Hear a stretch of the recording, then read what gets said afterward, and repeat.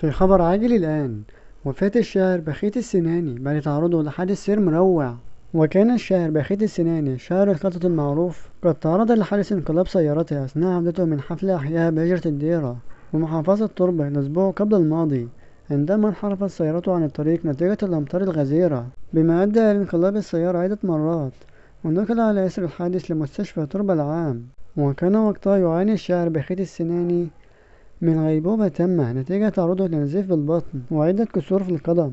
ونهى عدد من المغردين الراحل سائلين الله أن يرحمه ويغفر له ويجعل مثواه الجنة. والشاعر بخيت السناني هو شاعر متميز وحاضر في ساحة المحاورة لسنوات، انقطع غيابه لظروف صحية وعاد للمجال بقوة وحب، وكان مسيطرا على الساحة بشكل عام، ونظرا للظروف الصحية غاب عن الساحة إلى أن توفاه الله اليوم. ولحد هنا نكون وصلنا لنهاية الفيديو. ما تنساش تشترك في القناة وتفعل زر الجرس وتعمل لايك للفيديو ليصلك كل جديد. والسلام عليكم ورحمة الله وبركاته.